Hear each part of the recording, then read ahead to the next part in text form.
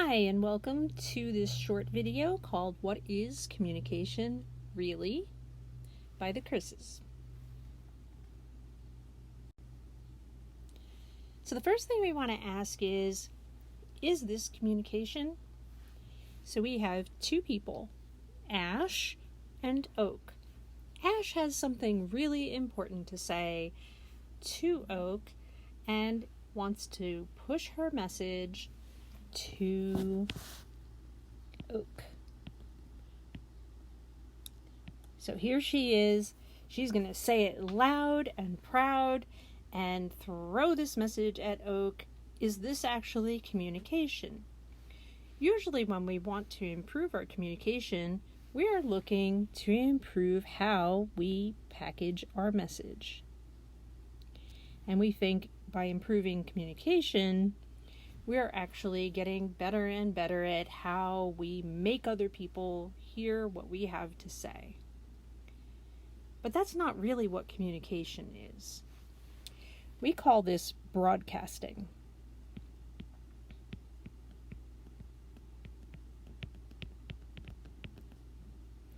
So Ash is attempting to broadcast a message.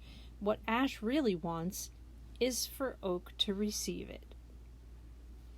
No matter how good Ash is at packaging this message, no matter how much finesse or how many different techniques Ash learns in order to package the message, there's no guarantee that Oak is going to actually receive the message.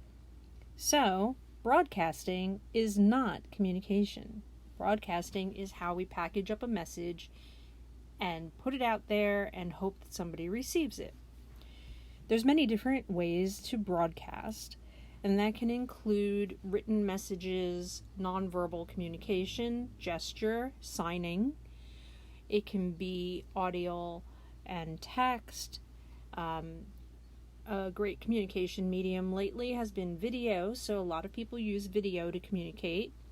But these are all ways of broadcasting our message, and there's no guarantee that anybody's on the other end to pick that message up. So, in this case, if Oak isn't listening, communication is not happening.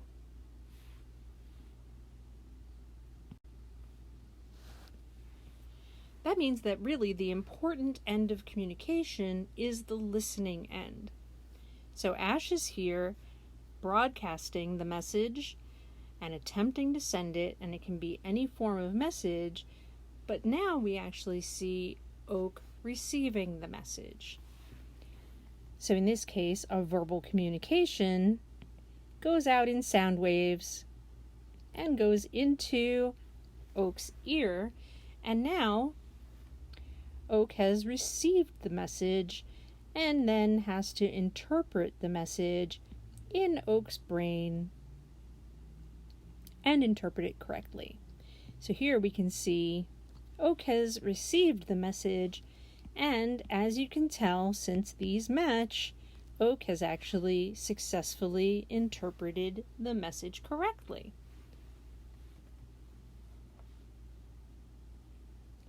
So, the important end of communication is actually on the receiving end, and a successful communication happens when not only does the listener receive the message, but interprets that message correctly. We have two major well-known problems in communication. One is a missed communication. So that's like Ash has broadcasted this message and put it out there in the world, but nobody's listening. So Oak doesn't receive the message. Oak may have headphones on, or maybe too far away and just doesn't hear it because the distance is too far, or the video is recorded and nobody watches it, and so on. So the intended recipient never receives it at all. This is what happens when you send out an email and it's undeliverable, and so on. These are called missed communications. So the opportunity for a communication to happen is missed.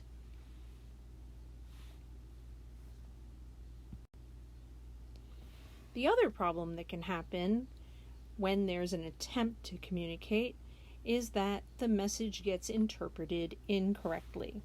So here we can see Ash has broadcast the message, and the message has been received, right? So Oak has actually received the message.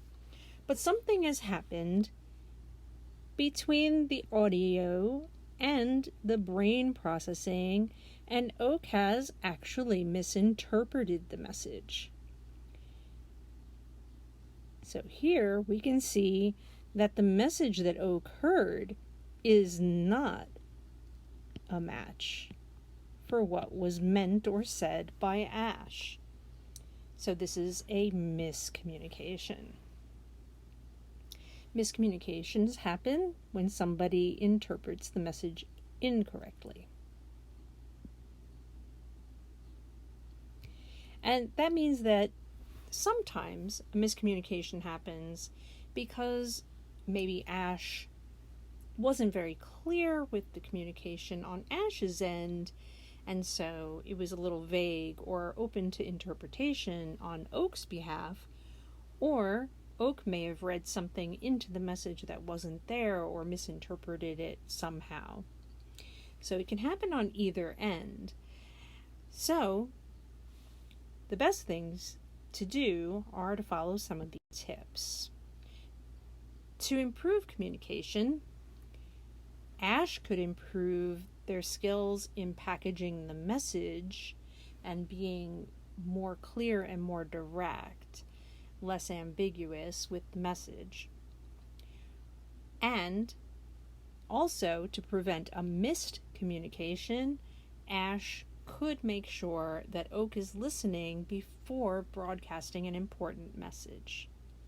So, for example, you could send a quick email to somebody to check that their email is correct. Or you could say, hey, I have something really important to talk about. Can you listen right now? Do you have an opportunity to talk or for me to communicate my message to you? On Oak's end, Oak can also help improve communication by listening more attentively when somebody is sending a message. And when Oak receives the message, Oak could also check in with Ash to make sure that Oak received the message correctly. The other thing that can happen in the case of the person receiving a message is when the message is coming in, they're distracted, so they're only getting part of the message, or they're more likely to misinterpret the message because they're listening to react or to respond to the message. They're already forming their response while the message is still coming in, and that usually leads to missing parts of the message or misinterpreting parts of the message. So when listening in order to formulate the response or the reaction to it, that can interfere with fully understanding the message in the first place. So it's important to listen to understand rather than listening in order to respond or react. And then the last tip for improving communication is that we do need to remember that not all communication is strictly verbal or textual.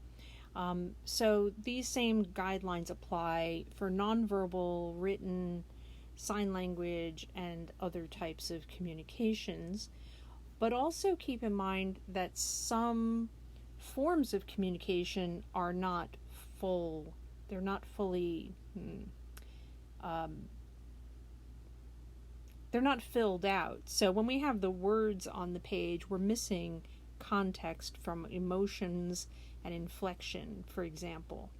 So some types of communication may also be more awkward because they're missing all of the information that we would normally get from other forms of communication.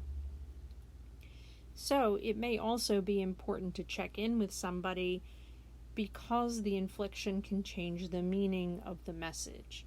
So when we're not sure if it's a sentence, merely a statement, versus say, an accusation, or if we're not sure if it's sarcastic or if it's serious, we may have to ask for clarification and make sure that we understand the intention of the person who has sent the message and make sure that the communication is clear.